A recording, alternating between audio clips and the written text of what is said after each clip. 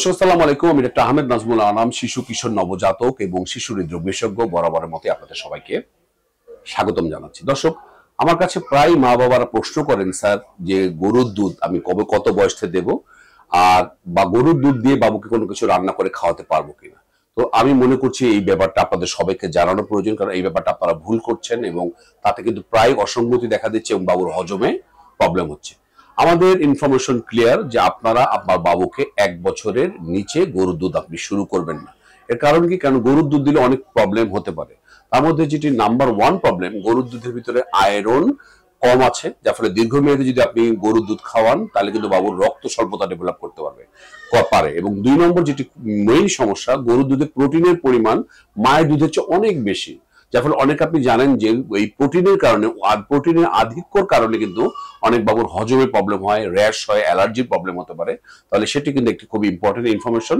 আপনার বাবুকে তাহলে গরুর দুধ 1 বছরের নিচে দেওয়া যাবে না। আরেকটি যেটি ব্যাপার, গরুর দুধে সোডিয়ামের পরিমাণ, যে এই লবণ, যে আপনি জানেন যে সোডিয়াম বা ইলেকট্রোলাইটস গুলো যদি তারতম্য ঘটে তাহলে কিন্তু শরীরে বিভিন্ন ধরনের অসঙ্গতি দেখা দিতে পারে, শরীরে পানি আসতে পারে বা এই ধরনের প্রবলেম হতে পারে বা পানি কমে যেতে পারে যে তারতম্যের কারণে।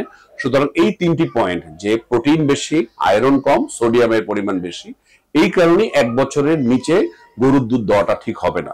তবে হ্যাঁ, 1 বছরের নিচে অনেক মারা জিনিস, যদি আমি কোনো কিছু রান্না করি তাহলে আপনি গরুর দুধ দিতে পারবো কি পারবো না, আমার কাছে স্যার আমি দিতে পারবো কি পারবো না, তাহলে আমাদের ইনফরমেশন ক্লিয়ার। আপনি যদি কোনো ধরনের সিরিয়াল বা কোনো কিছু খাবার আপনি রান্না করতে চান তাহলে আপনি আপনার বাবু গরুর দুধ দিয়ে তৈরি করতে পারেন, কিন্তু মিল্ক হিসাবে, পিওর মিল্ক হিসাবে কিন্তু আপনি 1 বছরের আগে গরুর দুধটা আপনার বাবুকে ইন্ট্রোডিউস করবেন না, তাহলে বাবুর বিভিন্ন রকম সমস্যা দেখা দিতে পারে। তাহলে এই ব্যাপারটা ক্লিয়ার।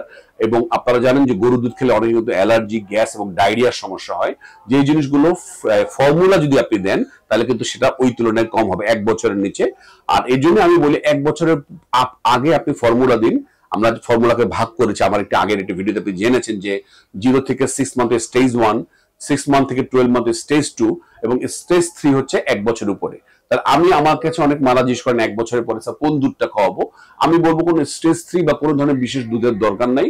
যদি আপনার বাবুকে আপনি 1 বছর পরে গরুর দুধটা শুরু করতে পারেন তাহলে আমি বলবো সেটাই তার জন্য বেস্ট হবে, কারণ গরুর দুধই কিন্তু মায়ের দুধের কাছাকাছি, অন্য কোনো ফর্মুলা কিন্তু গরুর দুধের রিপ্লেস করতে পারবে না। কিন্তু হ্যাঁ, গরুর দুধ আপনি 1 বছর আগে দেবেন না।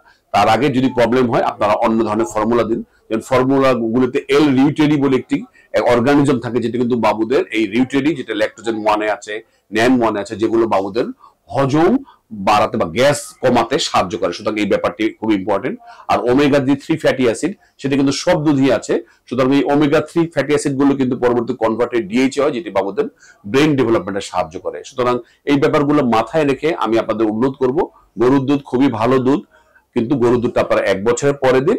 আর 1 বছর আগে গরুর দুধ দিয়ে আপনি বিভিন্ন রকম পায়েস বা পুডিং বা যদি কিছু বানাতে চান সেটি করতে পারেন, কিন্তু 1 বছর আগ পর্যন্ত যদি দিতেই হয় মায়ের দুধের বাইরে ফর্মুলা দিন। তবে আবারও মনে করে দিচ্ছি, কোনো দুধই মায়ের দুধের বিকল্প হতে পারে না, এবং যদি সুযোগ থাকে 2 বছর পর্যন্ত শুধুমাত্র বুকের দুধই আপনি আপনার বাবাকে খাওয়াবেন। আজ এ পর্যন্তই। পরবর্তী নতুন কোনো টপিক নিয়ে আবার হাজির হবো। সেই পর্যন্ত বরাবর মতোই আল্লাহ হাফেজ।